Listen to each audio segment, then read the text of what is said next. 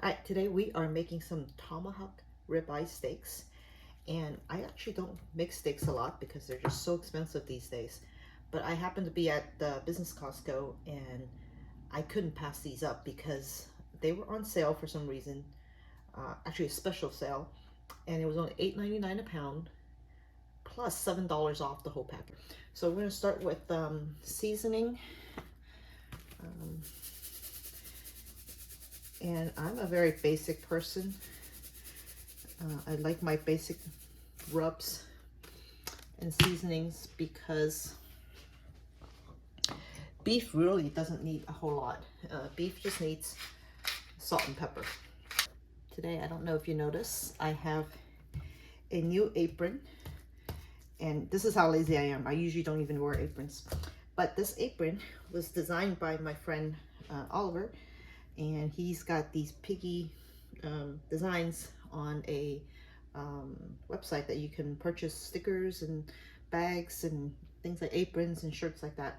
So if you're interested, check the link I have on my description, and if you're interested, go and take a look at his stuff and buy some. It's really cute. All right, so I'm gonna prep these steaks by putting them for sous vide, by putting them into these bags. And usually you can, some people buy, you know, all the vacuum seal bags. And if you have one of those machines, that's great, but it's not critical. So what I do is, because of the tomahawk, I'm gonna try to move all the air bubbles out of here. And then I'm just gonna tie it with a rubber band. And I'm gonna show you. My sous vide stick, this is an ANOVA, and it will tell you that right now it's the water I have in there is 87 degrees, and what I want it to be is at 132, which is not true. I want it a little higher. Steak medium rare should be 140, and it's not critical exactly, but I'll set it at 140. And then you'll see my first one is already put in there. I only filled up the container half full because when you put it in, of course, it will fill up the container with the rest of the, it'll raise the water level up. So you'll see that it's, the water is already past the level of the steaks.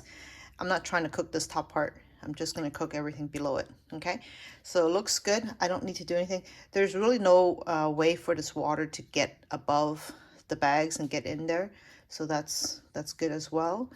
And I'm just going to go ahead and press. You'll hear that I press the button, the start button, and now you should see that the temperature is going to start going up, and it's going to go to 140. And once it reaches 140, it will stop, and I will hold this temperature at 140 for 2 hours. All right, so it's been about 2 hours since these steaks have been in here. I'll take out the first one and show you. You'll see that there's some juices in there, and that's not from the water going in, but rather the juices that came out of the steak.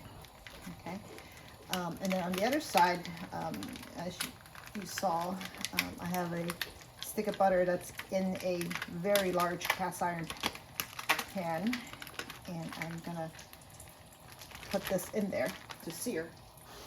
But before I do that, I have to remove some of the moisture from here because otherwise it will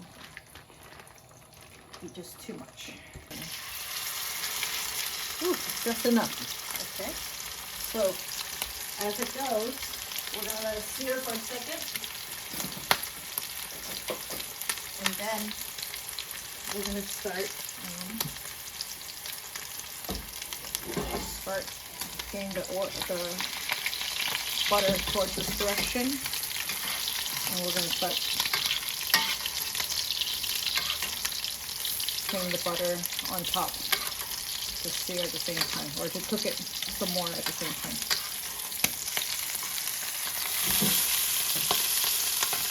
So I'm going to take this and go ahead and sear all the sides.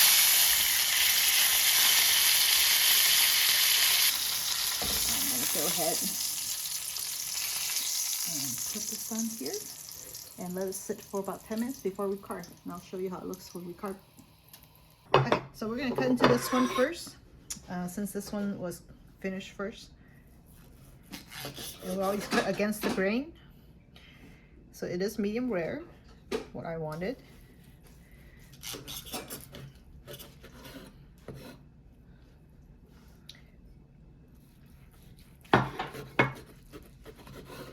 By the time we cut into this one, it will be cooked more because it's gonna have sat a little longer. Because the longer it sits, the heat continues to cook the meat. So there it goes.